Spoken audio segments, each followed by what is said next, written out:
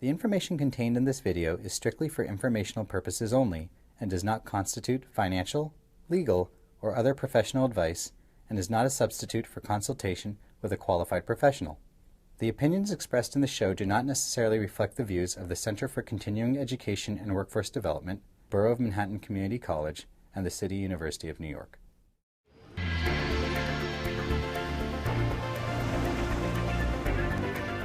State of Mind is a web-based discussion program that explores the relevant social, economic, and political issues that are prominent at the post-secondary level of education. State of Mind is sponsored by the Center for Continuing Education and Workforce Development at the Borough of Manhattan Community College. BMCC. Start here, go anywhere. Hello, ladies and gentlemen. I'm Krishna C. Nadella, and this is State of Mind. Today we're kicking off a three-part series entitled Ranking the MBA Rankings. Applying to a full-time MBA program can be a very stressful process, from studying, preparing, and eventually taking the GMAT to starting, completing, and submitting multiple school applications. It can become very overwhelming trying to differentiate and identify which schools one has a legitimate chance to get into. Thankfully, for many years, if not decades, college rankings have helped serve as a guide in providing this much-needed clarity. To date, Business Week, the Financial Times, U.S. News, Forbes, The Economist, and Poets and Quants all provide their own rankings based on their own unique approach. With so many rankings available for a prospective applicant to choose from, it begs the question, who's ranking the rankings? The answer to that question is Mr. John A. Byrne. John Byrne is the chairman and CEO of Sea Change Media, a digital media company that owns and moderates the collegiate website Poets and Quants. Previously, he was the editor-in-chief of BusinessWeek.com and executive editor of Businessweek, where he worked for the better part of 2 decades launching the magazine's groundbreaking rankings of business schools. He has a master's degree in journalism from the University of Missouri and an undergraduate degree from William Patterson College. John, thank you very much for joining us today on State of Mind. It's a pleasure. So let's get started. If I'm a prospective applicant, how do I utilize the rankings conceptually? Yeah, well, usually for applicants, would-be applicants, rankings are the first step.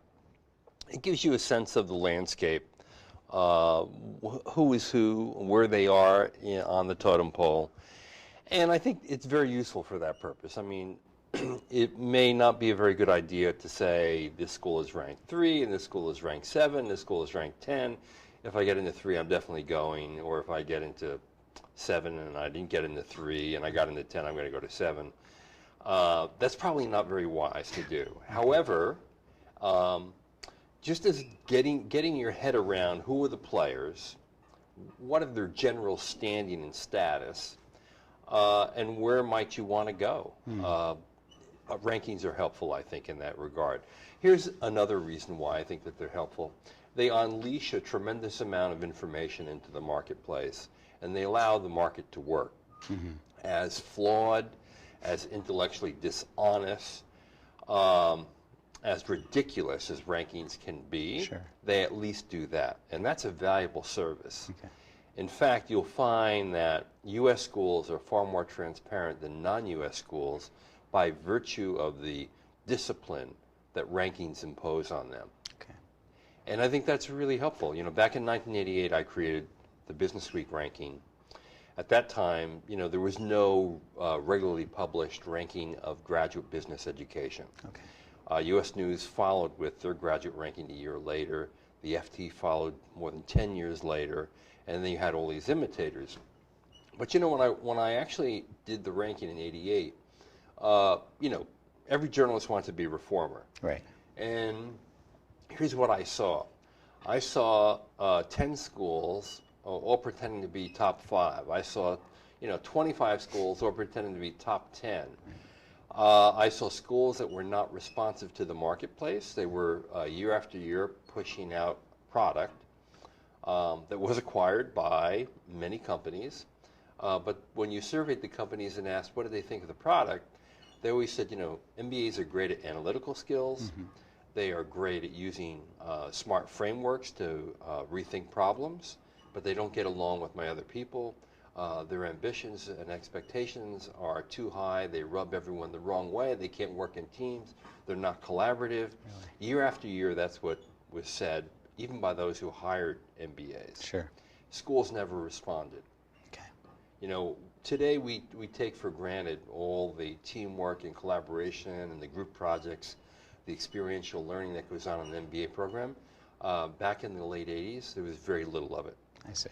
In fact, I'll never forget, I went to a conference, and there was a panel of deans.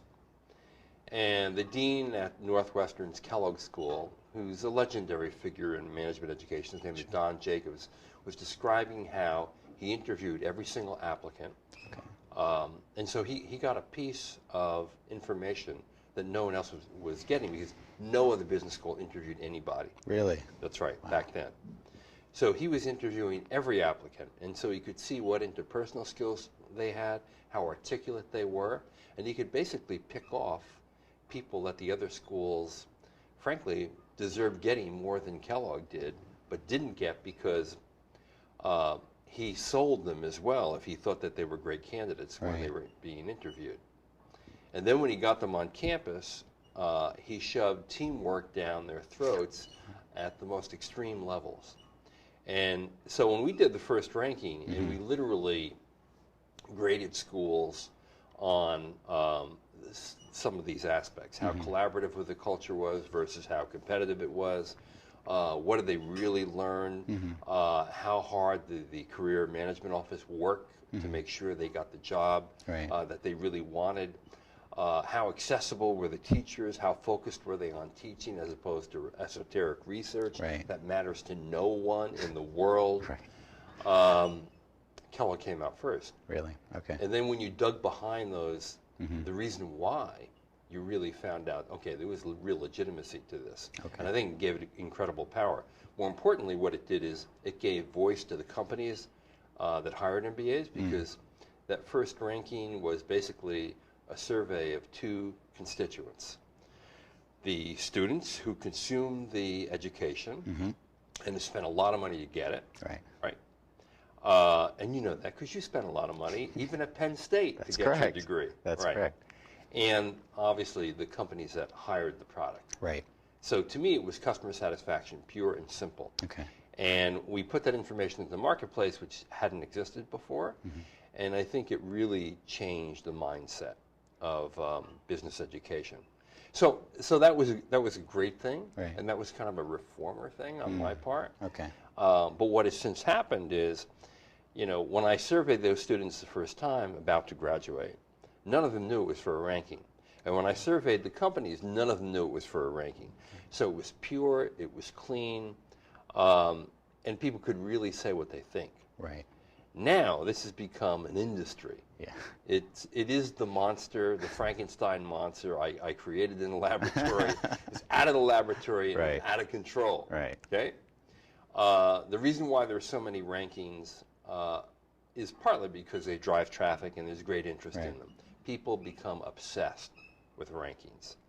I mean, any publication that has a ranking, it's frequently, you know, the most commonly trafficked stuff on their website, and more often than not, it sells magazines as well.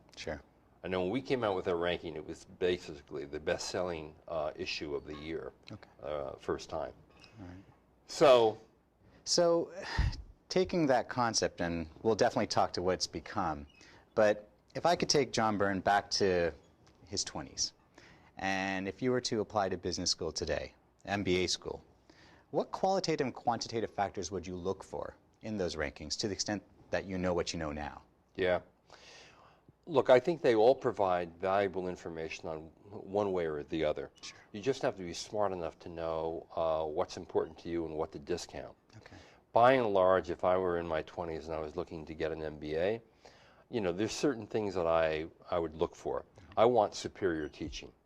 I mean, number one, I want the best teachers in the world in the classroom, because I'm going to spend over $250,000 for my education when you account for opportunity costs, and you account for the actual tuition and the cost of attending a program. You will spend more money on your education. Well, maybe not you, because you know you have a yacht and a private plane. I wish. But if you didn't have a yacht and a private plane, you'll spend more money on your MBA than you will on any other purchase in your lifetime other than your home. Really? Absolutely. Even more than an undergraduate degree? Yeah, absolutely. Okay. Because typically, many people are making $70,000 and up when they quit their jobs to go in. Right. So right there, you know, you're losing $140,000 of income. Yeah. And then when you go into an elite MBA program, you know, tuition is usually about $50,000 to $60,000 a year. Then there's room and board and your meals. Right. And I have to tell you that at the elite schools, they're, you know, the weekend trips to ski in Switzerland and the party in Moscow. And you can laugh about all this, and it is laughable to some degree. But, you know, a key part of the MBA education is the networking that goes on and the bonding that you do with your classmates. That's correct. And so those trips are not as discretionary as you would think. They're pretty important to take.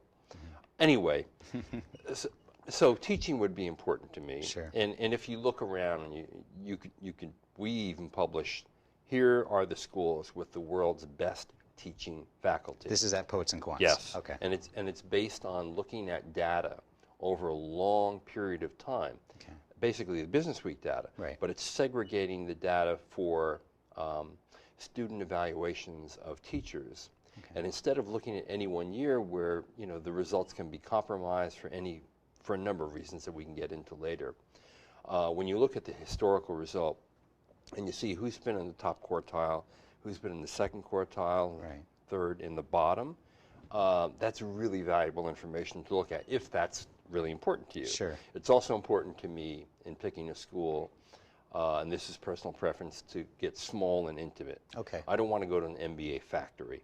I don't want to go to a place that has 1,000 intake or 800 or 900 intake a year generally. I really prefer a place where people really get to know each other. Those friendships are enduring. Sure. The alumni network is incredibly loyal because of the bonding that occurred in the 2-year period.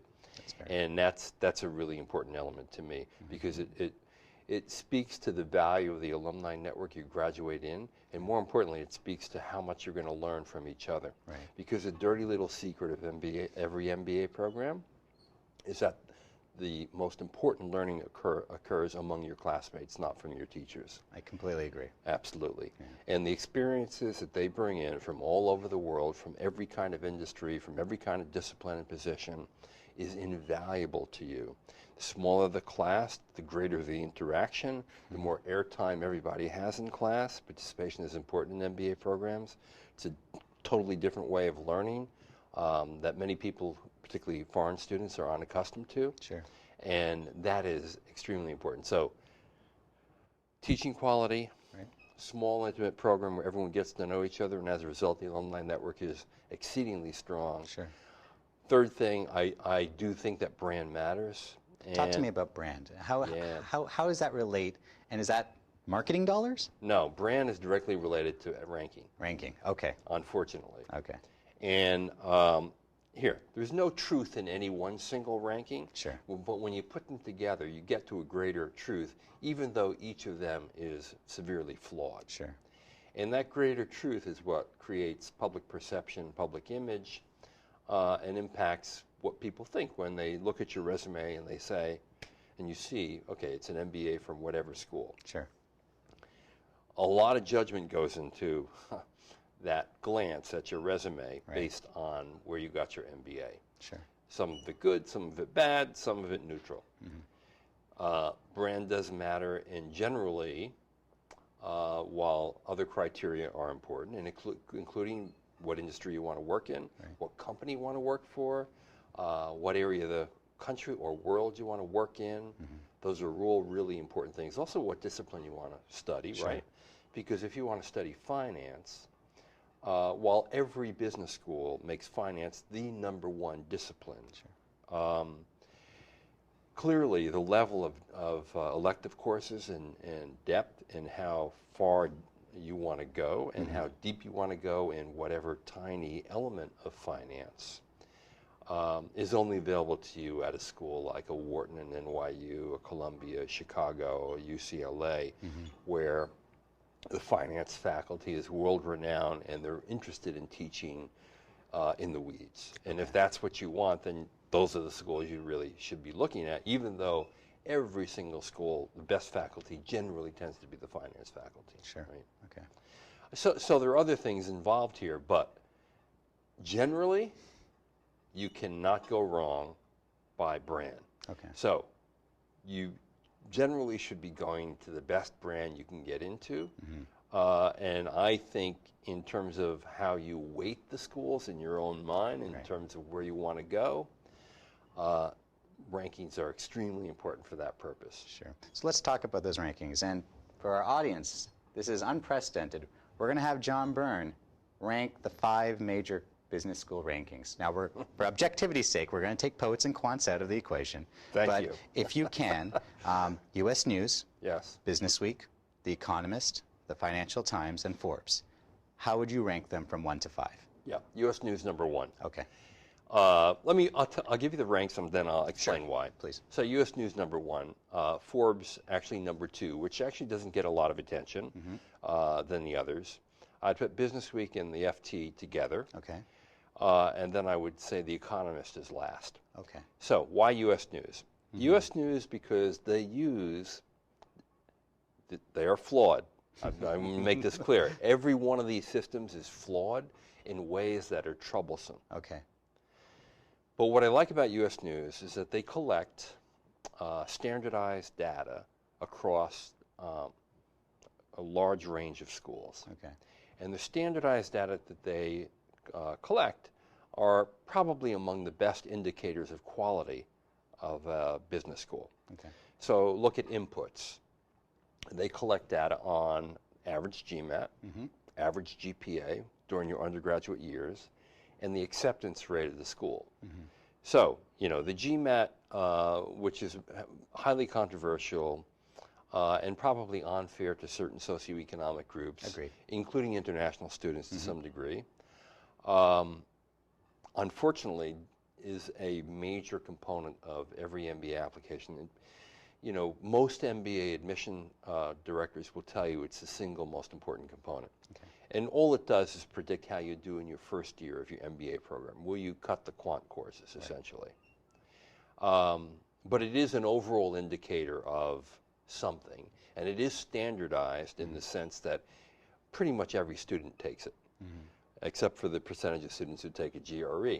But the GPA, of course, is not standardized because it's dependent on which institution you went to and how difficult your courses were, which is why the GMAT assumes so much importance.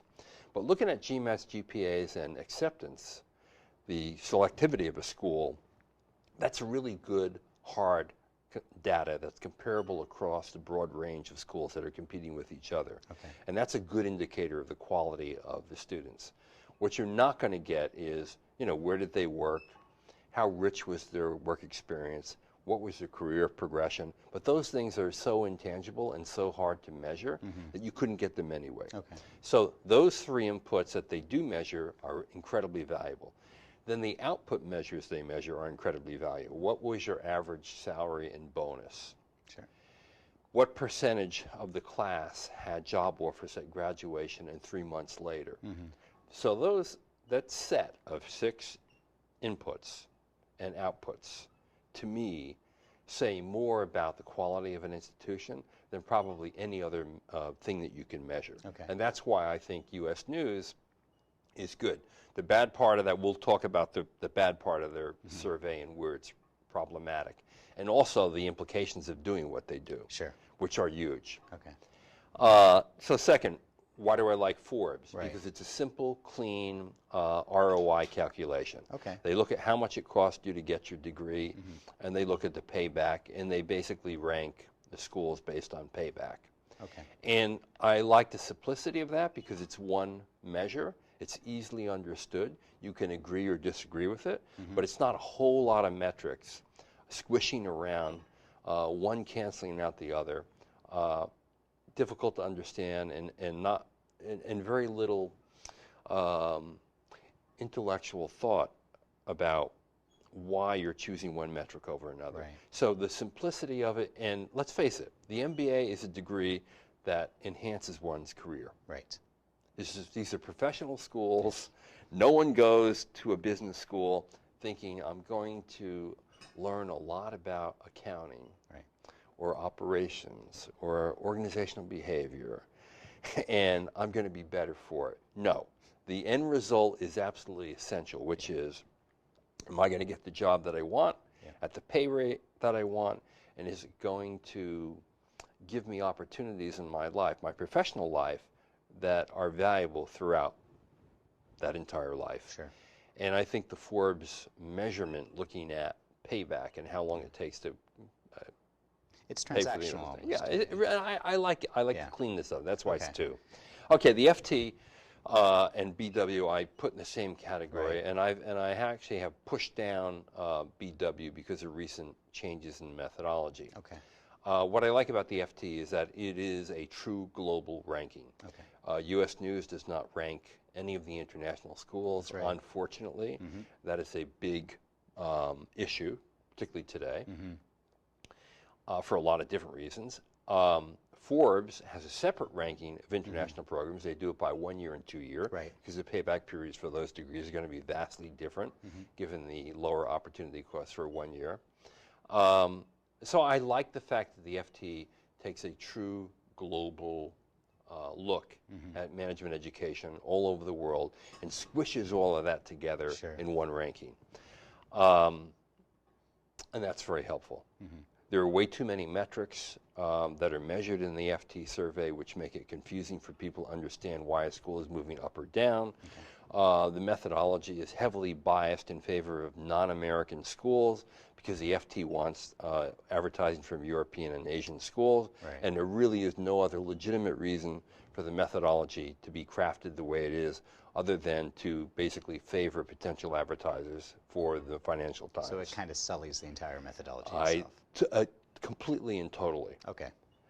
Okay, but still a lot of valuable information that they collect. Sure.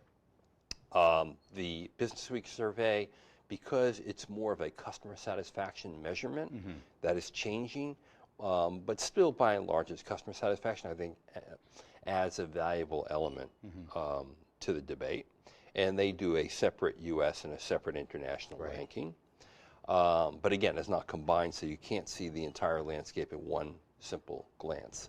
And then The Economist I put last because it's the quirkiest of all the rankings. The results make the least sense.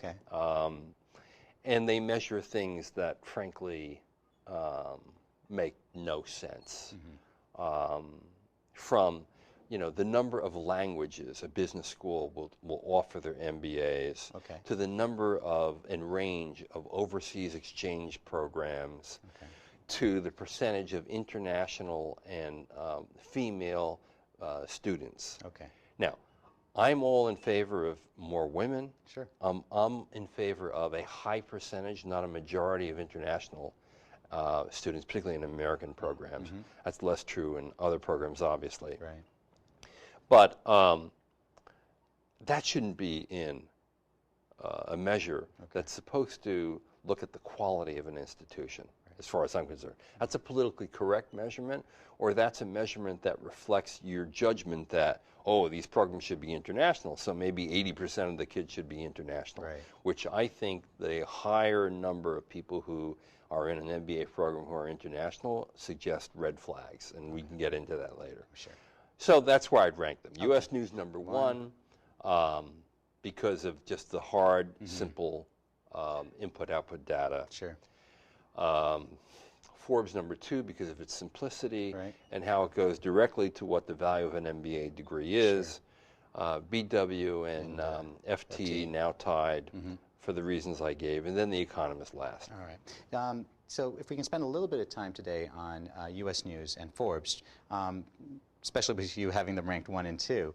Can you give me some context historically for U.S. News? They, as you mentioned at the beginning of our show, they came out about a year after you created the Business Week rankings? Yes, for the graduate ranking. For the graduate rankings.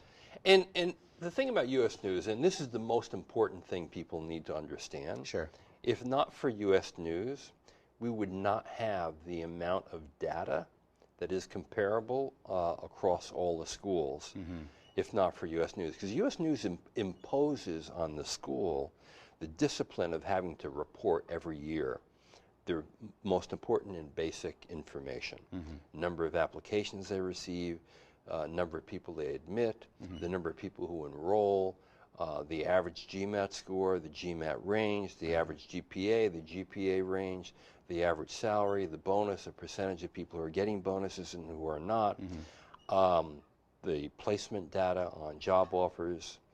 This is incredibly valuable data for people to make information. So I want to just ask a question because I'm sure our audience is thinking the same thing. It sounds like U.S. News holds a tremendous amount of sway with graduate MBA programs across the country. You don't get us the information we need, you may not necessarily rank where you'd like to, or more importantly, you may not be in our ranking, period. That's right. Is that not somewhat of a conflict of interest? No, I love that. You love it? I love it because it makes the schools beholden and accountable to the market, right? Yeah. Okay, you're in the world of finance. Right. And you know, the world of finance wouldn't work at all. Some people don't think it works, but it wouldn't work at all if not for a market that is transparent, where information is available to all people. Because then people can make decisions based on information. Okay. Now, different people, different analysis. Some people know how to use the numbers. Right. Some people don't know how to use the numbers. Sure. That's a whole other issue. Okay. But if the information was available, you're basically not informed enough to make smart decisions for yourself. Okay. And U.S. News imposes that discipline on this business in the best possible way. Okay. So I think it's fantastic. Okay. Here's where U.S. News goes haywire. Sure. And the whole system goes haywire. To the extent that they measure some of these things, which are important, they also put pressure on schools to pay too much attention to them. Okay. So this is one of the big problems is the GMAT problem, right? There are many candidates who can't score at 680, 700 and above on the test where 800 is the highest number. Right. And many of those candidates that even score in the 500s and the 600s probably would make better business people than those that score 700 and above. Okay. And they prevent schools from truly looking holistically at a candidate, what the candidate brings to the table, and what a candidate who might become. Right. Because there are a lot of intangibles, as I mentioned before, where you work, where you went to school, right. What kind of work experience you got, sure. What are your leadership capabilities, how involved were you in your extracurriculars in at undergrad or in the community since you've left your undergraduate institution. Sure. Those things are incredibly important. They say a lot about who you are and who you will become after you get your degree. And they're not measured really by U.S. News. Right. Instead, what's measured is what gets paid attention to. Sure. So if you're an admissions director and you're trying to compete in this ranking, you're going to look for high GMATs, right. And you're going to look for high GPAs, and you're going to try to get a high yield on the people you accept, and you are going to try to increase the number of applications you get to decrease your acceptance rate. Sure. And what that does is prevent a lot of great people from getting into great schools. Okay. And it also prevents the schools from getting that incredible talent because they're afraid to dip too far in the GMAT. Because they're so metrics focused. Because they want to rank higher in U.S. News. Okay. The other thing about the U.S. News survey is they do two surveys. One is a so-called peer assessment survey, and one is a corporate recruiter survey. Okay. The corporate recruiter survey is poorly put together, highly flawed because of who they survey and how they survey, and is a worthless survey by and large. Okay. The peer assessment survey also is more of a popularity contest. Okay. They survey deans and MBA directors, and by and large, they really don't know what's going on at many programs, so they don't have a real good sense of comparison. Okay. They typically would take out the U.S. News survey from the year before, look at the ranking, and actually basically repeat it with some adjustments. Right. Is what you're going to get there. Sure. So to the extent that those two surveys do pollute these more quantifiable stats that I think are valuable, even though they lead to some perverse behavior on the part of the schools who Right. want to rank higher, makes the survey very flawed. So I want to hold off on that thought because I would like to elaborate on it more. I want to save that and the Forbes ranking for our next episode. So hold that thought. We're going to continue off in our Part 2 series. And to our audience, I'd like to thank you for joining us. If you like what you've seen so far in our episode, our 3-part series, Ranking the MBA Rankings, please subscribe to our YouTube channel. If you have any comments or questions for myself, please reach out to me via email or Twitter. And if you'd like to keep up to date on all the ongoings on State of Mind, you can check out our website at www.bmcc.cuny.edu/stateofmind. Ladies and gentlemen, thank you so much for joining us. I can't wait to do Part 2 with John Byrne. And remember, every life is a book. Make yours a bestseller. Have a good night.